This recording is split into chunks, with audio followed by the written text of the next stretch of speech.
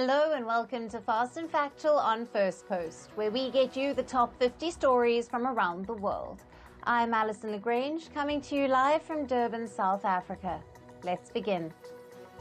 Our top focus comes in from Washington. Israeli Prime Minister Benjamin Netanyahu addressed the U.S. Congress yesterday. He outlined a plan for a de-radicalized post-war Gaza in his speech. Netanyahu also defended Israel's actions in the war-torn enclave. Several Democrats were noticeably absent during his speech, including U.S. Vice President Kamala Harris. After his address to the U.S. Congress, Prime Minister Benjamin Netanyahu lashed out at pro-Palestinian protesters. He called them, and I quote, "Iran's useful idiots." Now, several anti-Gaza war protesters had gathered outside the U.S. Capitol building while Netanyahu spoke to Congress. Netanyahu claims that the anti-Israel protests are funded by Iran. And pro-Palestinian protesters faced off with police outside the U.S. Capitol Hill. Just before Netanyahu's speech, police officials said they tried to cross a blockade. The demonstrators allegedly didn't retreat when they were instructed. Police officials said they had to use pepper spray to maintain law and order. Moving to the Middle East, Iran-backed Hamas has criticized Netanyahu's U.S. Congress speech. The group says that Netanyahu was misleading the international community. Hamas claims the Israeli Prime Minister's efforts to free hostages are false. U.S. President Joe Biden says he dropped his re-election bid to help unite his party. In a rare Oval Office speech, President Biden said that his record as president warranted a second term. However, he is stepping down to, quote-unquote, save democracy. The U.S. president said that the best way forward is to pass the torch to a new generation. Republican presidential candidate Donald Trump attacked his new Democratic rival, Kamala Harris. In his first rally after Joe Biden's exit from the 2024 race, Trump labeled the U.S. vice president as a lunatic and a liar. He claimed that Harris was the most radical leftist to ever seek the presidency. Israeli forces have recovered bodies of 5 hostages in Gaza. All of them were taken captive by Hamas during the October 7th attack. Their bodies were found in Khan Yunis by Israeli troops. There are reportedly 111 hostages still left in Gaza, including 39 declared dead by the Israeli military. The U.S. intercepted Russian and Chinese bombers near Alaska. The operation was carried out along with Canada. U.S. officials say 2 Russian and 2 Chinese military aircraft were operating in the international airspace near the state. It's the first time Chinese military planes have been intercepted off Alaska. Now, the Indian Navy rescued a Chinese mariner from a bulk carrier yesterday. The Navy said they received a distress call from the ship off the coast of Mumbai. The 51-year-old mariner was critically injured and suffered heavy blood loss. The Indian Navy personnel deployed a helicopter from the air station in Shikra, and they airlifted the mariner and shifted him to a hospital for treatment. India has successfully carried out a flight test of a ballistic missile defense system. This was the second phase of the program. The test demonstrated the defense system's capability to thwart hostile missiles, which have a range of up to 5,000 kilometers. As part of the test, a target missile was launched from Odisha. It was successfully detected by radars, followed by the launch of the interceptor system. A Philippine tanker carrying 1.4 million liters of oil has sunk in Manila Bay. The ship was heading towards its destination when it capsized. The incident has caused a massive oil spill extending to about 3.7 kilometers. Officials say marine protection personnel have been mobilized to help to contain the spill. Authorities say at least 16 of the 17 crew members have been rescued from the vessel.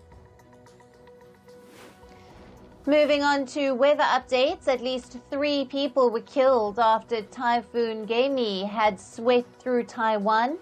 The typhoon made landfall on the northeastern coast of Taiwan's Liang County, and regular operations were stopped, and the flooding caused snarling traffic. Now, Typhoon Gemi is now heading towards China after wreaking havoc in Taiwan. Heavy downpours forced the evacuation of 20,000 people in the Chinese capital of Beijing. Local authorities have also issued severe rainstorm warnings. Beijing has suspended businesses located near the scenic spots in the mountains, lakes, and rivers. Moving to India, at least 4 people have died due to heavy rain in the Indian city of Pune. Meanwhile, continuous downpours in Mumbai have also caused severe waterlogging in the streets. Heavy rain warnings have been issued in the state of Maharashtra until the 27th of July. In southern India, the Indian state of Tamil Nadu is expected to experience more thunderstorms over the next few days. Moderate rain is expected in parts of Chennai and its suburbs. The southern states are grappling with severe weather, which is likely to stay on until the end of the month. A wildfire raging in Canada's Jasper National Park has spread to the town area. The wildfire entered the southern edge of Jasper Town and damaged buildings. Firefighters are battling to contain the fire and to save key infrastructure. A raging wildfire broke out on Italy's San Felice Bay. At least 540 people were evacuated from the tourist attractions there. 3 warplanes and 2 helicopters were deployed to combat the blaze. A massive wildfire erupted near the town of Negatino in North Macedonia. Firefighters have been deployed to battle the wildfire. A state of emergency has also been declared due to the wildfires in the country. And Spain has been sweltering under the extreme heat wave. Temperatures have soared as high as 40 degrees Celsius. A severe heat wave warning has also been issued for Extremadura in the west of the country. And all flights at Germany's Cologne-Bonn airport were halted due to disruptions caused by a climate activist group. Members of the Last Generation group glued their hands to the runway, disrupting operations. They have been demanding the German government to work out a global agreement to exit oil, gas, and coal by the year 2030. And on to business and tech news now. The Indian stock market has declined for the 3rd consecutive session.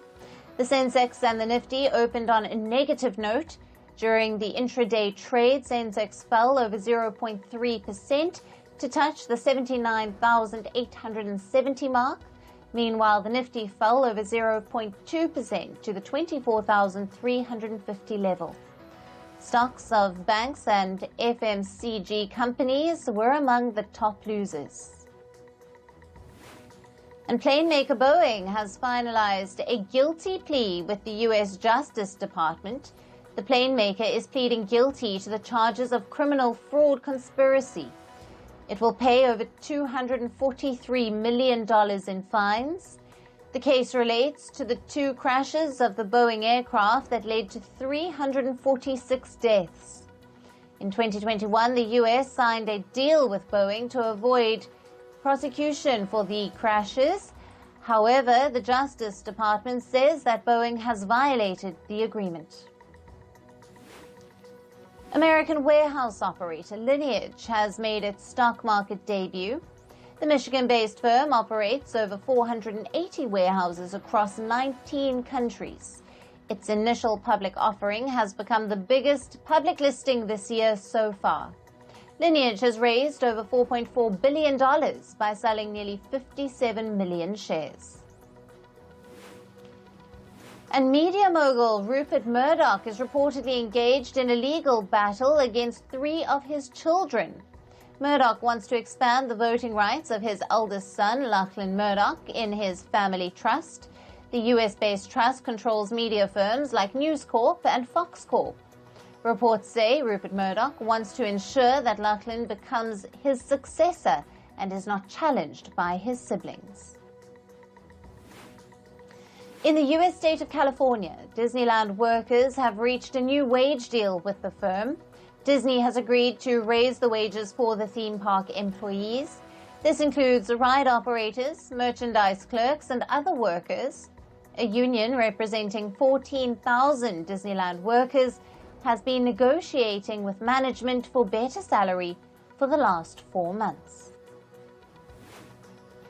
And American cybersecurity firm CrowdStrike has provided a new explanation for the global computer outage last week. The company says a bug in its quality control mechanism led to the outage.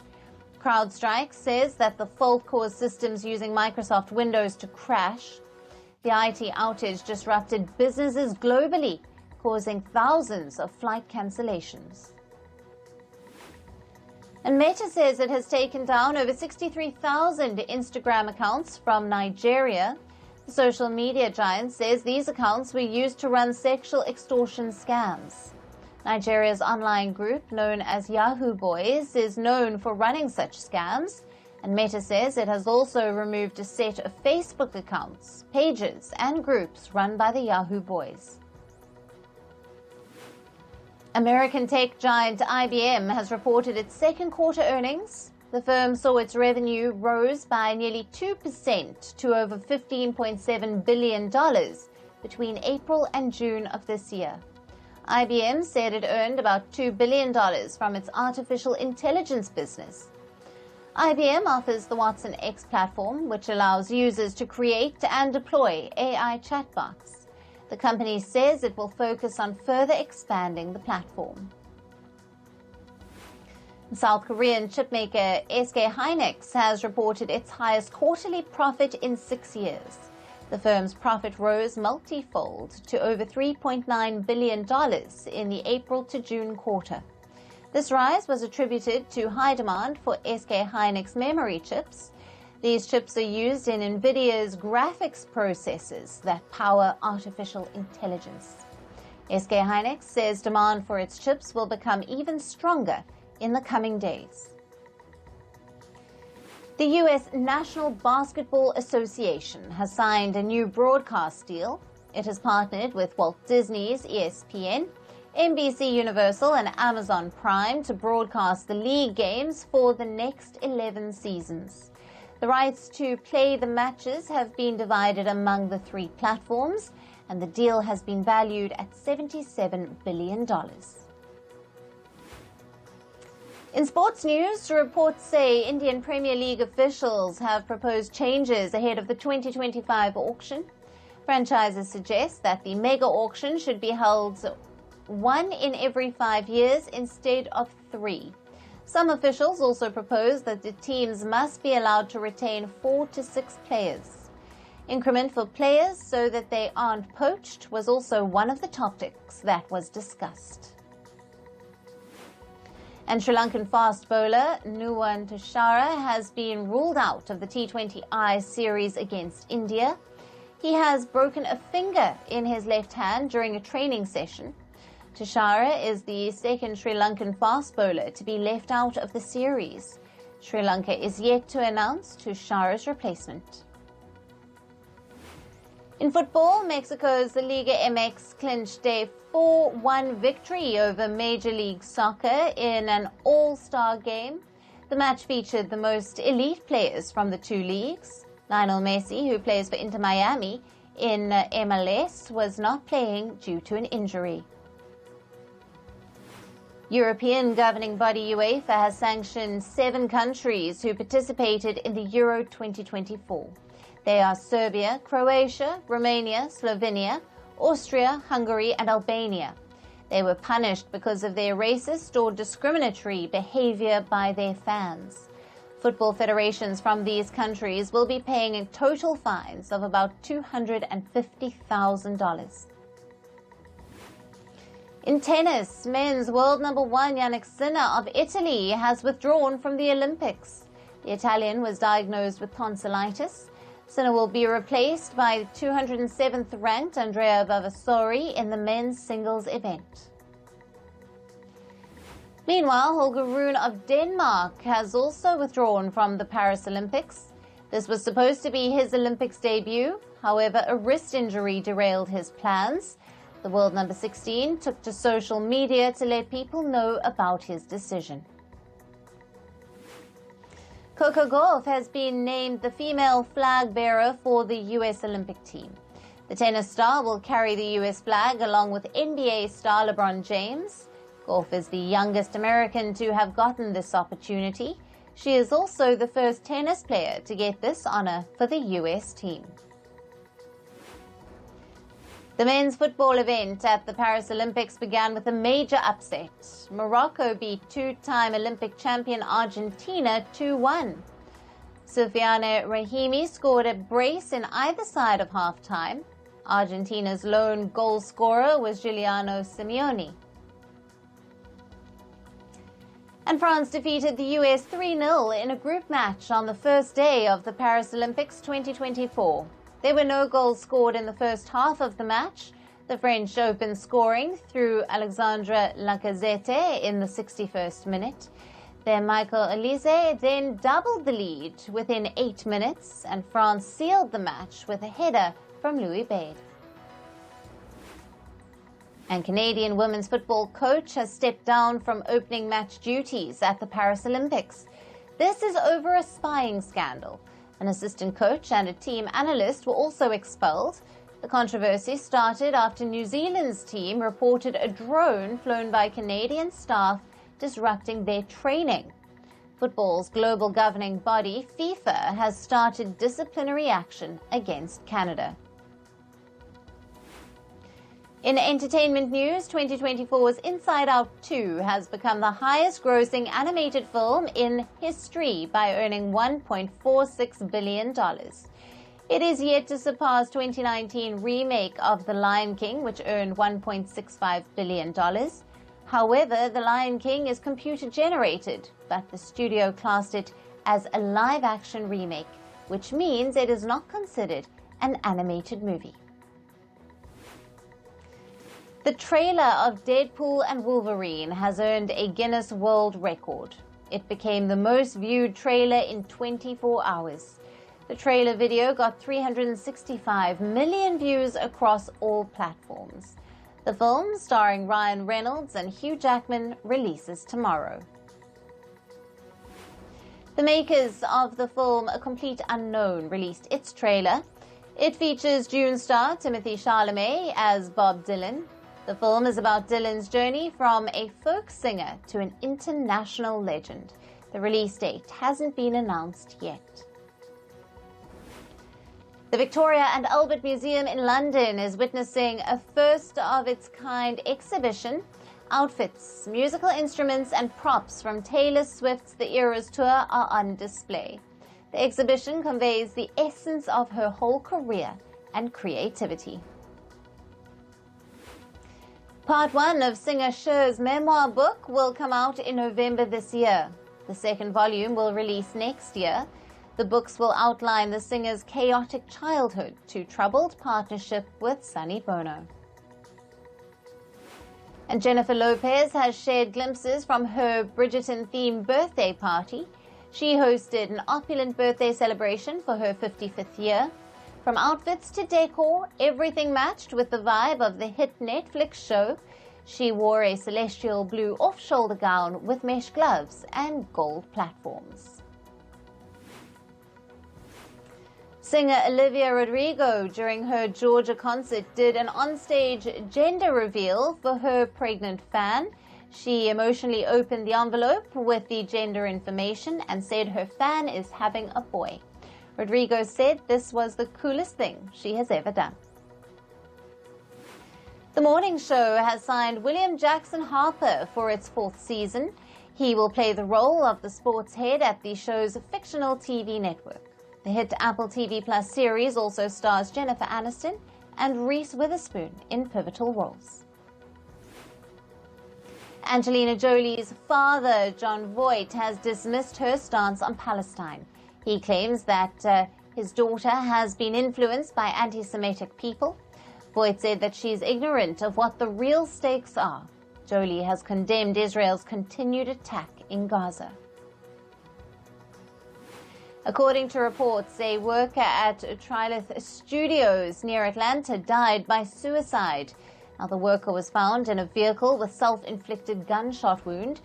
The studio has hosted the shooting of popular projects like Loki and Avengers Endgame. And that's all on this episode of Fast and Factual. Thank you for watching. Stay tuned to First Post.